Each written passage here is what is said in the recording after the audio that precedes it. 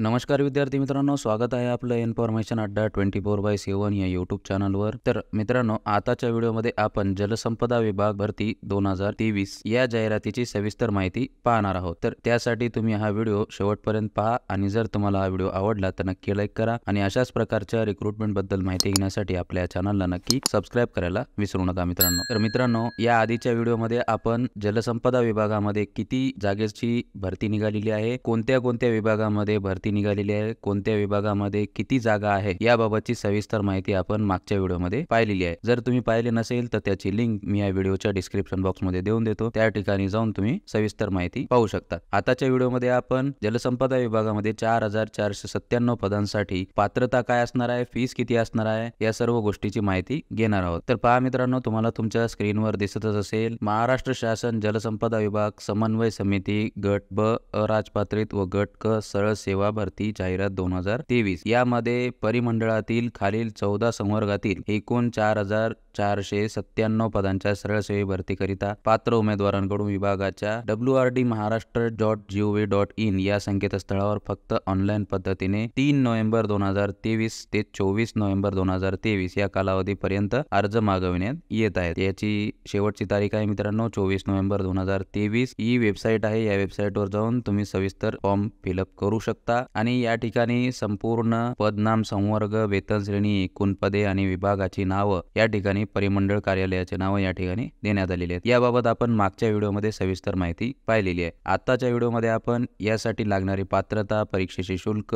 Caste wise जागा, वयोमर्यादा या सर्व गोष्टीची माहिती पाहूया। तर पहा मित्रांनो, खुल्या प्रवर्गातील उमेदवारांसाठी किमान 18 वर्षापेक्षा कमी नसावे व 38 वर्षापेक्षा जास्त असावे। किमान 18 वर्ष आणि कमाल 38 वर्ष खुल्या प्रवर्गातील उमेदवारांसाठी आणि मागासवर्गीय उमेदवारांसाठी किमान 18 व कमाल 43 वर्ष वयापर्यंत विद्यार्थी या जलसंपदा विभागातील सर्व पदांसाठी अर्ज करू शकतात। आता यामध्ये देण्यात आलेल्या पदांसाठी शैक्षणिक अर्हता आणि अनुभव काय सांगितलं आहे ते पाहूया। जाहिरातीमध्ये नमूद पदांसाठी अर्ज करण्याकामी जाहिरात प्रसिद्धी दिनांक 3 नोव्हेंबर 2023 रोजी उमेदवाराने पुढील प्रमाणे शैक्षणिक अर्हता पूर्णपणे धारण करणे आवश्यक आहे। पदाचे नाव आहे पहिल्या वरिष्ठ वैज्ञानिक सहाय्यक। यासाठी ज्यांनी भौतिकशास्त्र, रसायनशास्त्र, भूगर्भशास्त्र या विषयांमधील किंवा कृषी मृदशास्त्र किंवा कृषी रसायनशास्त्र या विषयांमधील पदव्युत्तर पदवी जर तुमच्याकडे असेल, त्यात किमान तुम्हाला 60% गुणांसह धारण केलेली पदव्युत्तर पदवी तुमच्याकडे असेल तर तुम्ही वरिष्ठ वैज्ञानिक सहाय्यक या पदासाठी अर्ज करू शकता। त्यानंतर निम्न श्रेणी लघुलेखक या पदासाठी ज्या व्यक्तीने माध्यमिक शालांत परीक्षा उत्तीर्ण केलेली आहे, म्हणजे 10वी पास जर तुम्ही असाल, त्यासोबतच ज्या व्यक्तीचा लघुलेखनाचा वेग किमान 100 शब्द प्रति मिनिट आणि इंग्रजी टंकलेखनाचा वेग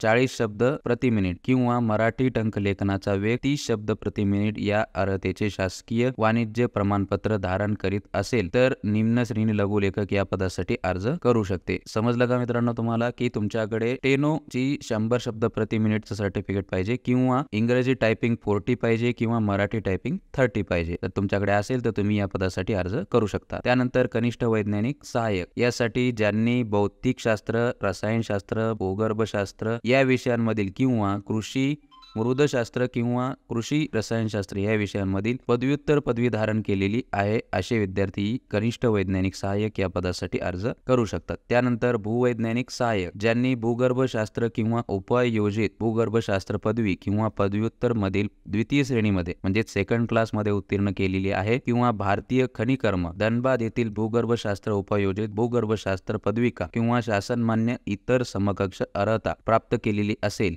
तर त्यांना भूवैज्ञानिक सहाय्यक या पदासाठी अर्ज करता येतो। त्यासोबतच उपरोक्त नमूद अर्हता प्राप्त केल्यानंतर भूगर्भीय क्षेत्रातील कामाचा अनुभव असणाऱ्या उमेदवारास प्राधान्य देण्यात येईल असे या ठिकाणी सांगितलेलं आहे मित्रांनो। त्यानंतर आरेखक या पदासाठी ज्यांनी स्थापत्य, यांत्रिकी, विद्युत अभियांत्रिकी यामधील पदवी धारण केलेली आहे किंवा ज्यांनी स्थापत्य, यांत्रिकी, विद्युत अभियांत्रिकी यामधील पदविका धारण केलेली आहे आणि शासकीय किंवा निमशासकीय कार्यालयामध्ये सहाय्यक आरेखक या पदाचा प्रत्यक्ष कामाचा 3 वर्षाचा अनुभव धारण केलेला आहे असे विद्यार्थी आरेखक या पदासाठी अर्ज करू शकतात. त्यासोबतच 6व्या पदाचं नाव आहे सहाय्यक आरेखक, ज्यांनी स्थापत्य म्हणजे सिव्हिल किंवा यांत्रिकी किंवा इलेक्ट्रिकल अभियांत्रिकी, विद्युत अभियांत्रिकी मधील पदविका धारण केली आहे असे विद्यार्थी सहाय्यक आरेखक या पदासाठी अर्ज करू शकतात. त्यानंतर स्थापत्य अभियांत्रिकी सहाय्यक या पदासाठी ज्यांनी महाराष्ट्र राज्य माध्यमिक व उच्च माध्यमिक शिक्षण मंडळाकडून घेण्यात येणारी माध्यमिक शालांत परीक्षा उत्तीर्ण केली आहे आणि खालील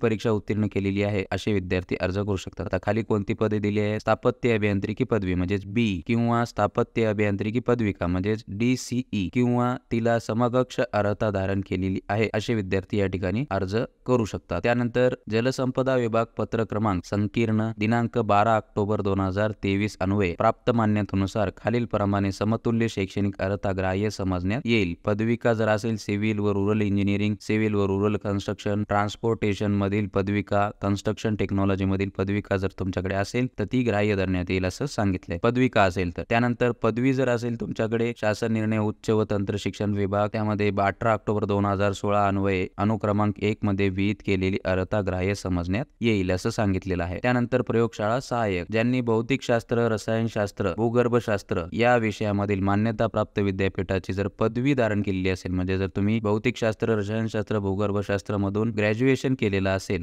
तर तुम्ही या पदासाठी अर्ज करू शकता प्रयोगशाळा सहाय्यक या पदासाठी. किंवा ज्यांनी कृषी शाखेतील पदवी धारण केलेली आहे, म्हणजे ॲग्री जर तुम्ही केलेली असेल, ॲग्री मधून ग्रॅज्युएशन तुमचं कंप्लीट झालेलं असेल तर तुम्ही या पदासाठी अर्ज करू शकता. त्यानंतर अनुरेखक या पदासाठी ज्यांनी माध्यमिक शालांत परीक्षा उत्तीर्ण केलेली आहे आणि ज्यांनी शासनाच्या औद्योगिक प्रशिक्षण संस्थेचा आरेखक स्थापत्य म्हणजे ज्यांनी ITI केलेला आहे, आरेखक स्थापत्य ड्रॉसमन सिव्हिल जर केलेला असेल तर त्यांना अर्ज करता येतो. किंवा शासन मान्यता प्राप्त कला रेखाचित्र विद्यालयाची कला शिक्षक पदविका जर धारण केलेली आहे तर अनुरेखक या पदासाठी अर्ज करता येतो. त्यानंतर दप्तर कारकून या पदासाठी ज्यांनी कोणत्याही शाखेची पदवी प्राप्त केलेली आहे, म्हणजे तुम्ही जर कोणत्याही शाखेतून ग्रॅज्युएशन कंप्लीट केलेलं असेल तर तुम्ही या पदासाठी अर्ज करू शकता. त्यासोबतच तुमच्याकडे टायपिंग 30 मराठी किंवा इंग्लिश 40 जर तुमच्याकडे असेल तर दप्तर कारकून या पदासाठी तुम्ही अर्ज करू शकता. त्यानंतर मोजणीदार या पदासाठी ज्यांनी कोणत्याही शाखेची पदवी प्राप्त केली आहे तसेच मराठी 30 किंवा इंग्लिश 40 जर तुमच्याकडे असेल तर तुम्ही या पदासाठी अर्ज करू शकता. त्यानंतर कालवा निरीक्षक ज्यांनी कोणत्याही शाखेची पदवी प्राप्त केली आहे तसेच टायपिंग मराठी 30 किंवा इंग्लिश 40 जर असेल तर तुम्ही या पदासाठी अर्ज करू शकता. त्यानंतर सहाय्यक भांडारपाल यासाठी ज्यांनी माध्यमिक शालांत परीक्षा उत्तीर्ण केली आहे तसेच मराठी 30 किंवा इंग्लिश 40 टायपिंग जर तुमच्याकडे असेल तर तुम्ही सहाय्यक भांडारपाल या पदासाठी अर्ज करू शकता मित्रांनो. त्यानंतर कनिष्ठ सर्वेक्षण सहाय्यक या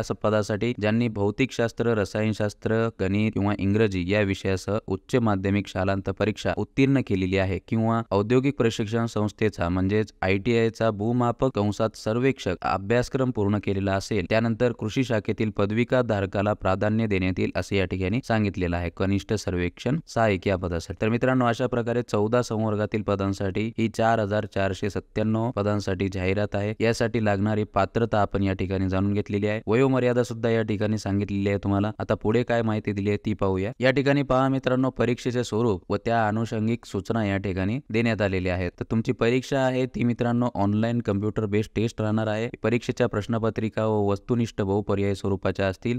प्रश्नपत्रिकेतील प्रत्येक प्रश्नास 2 गुण ठेवण्यात येणार आहेत. शासन निर्णय व महसूल व वन विभाग मधील तरतुदी व शासन निर्णय सामान्य प्रशासन शासन निर्णय 4 मे 2022 मधील तरतुदीनुसार या पदांकरिता मौखिक परीक्षा मुलाखती घेण्यात येणार नाहीत. म्हणजे यासाठी तुमचा इंटरव्ह्यू असणार नाहीये मित्रांनो. त्यासोबतच निम्न श्रेणी लघुलेखकांची लेखी परीक्षा 120 मार्कांची असेल. सदर लेखी परीक्षेत किमान 45% गुण मिळवणारे उमेदवार पुढील 80 गुणांच्या लघु टंकलेखन चाचणीसाठी पात्र ठरतील. लेखी परीक्षेतील गुण व लघु टंकलेखन चाचणीमध्ये मिळालेले गुण एकत्रितपणे अंतिम गुणवत्ता यादीसाठी व निवड यादीसाठी विचारात घेण्यात येतील. तर पहा मित्रांनो, तुम्हाला 120 मार्कासाठी निम्न श्रेणी लघुलेखनासाठी 120 मार्कांपैकी तुम्हाला 45% गुण घेणे प्राप्त आहे आणि पुढील 80 गुणांच्या लघु टंकलेखन चाचणीसाठी पात्र ठरवतील असं सांगितलेलं आहे. आता मित्रांनो, तुम्हाला जर हे परीक्षेचं परीक्षेचं स्वरूप पाहायचं असेल तर हा PDF मी तुम्हाला आपल्या टेलिग्राम चॅनलवर देऊन देतो. त्या ठिकाणी जाऊन तुम्ही सविस्तर तुम्हाला ज्या पदासाठी अर्ज करायचा आहे त्या पदासाठीची प्रश्नपत्रिकेचं स्वरूप तुम्ही पाहू शकता. या ठिकाणी मी पहिल्या पदासाठीचे समजावून सांगतो तुम्हाला. वरिष्ठ वैज्ञानिक सहाय्यक यासाठी मराठी संबंधित प्रश्न 15 येणार आहेत. एकूण गुण असणार आहेत त्यासाठी 30. त्यानंतर इंग्रजीवर 15 प्रश्न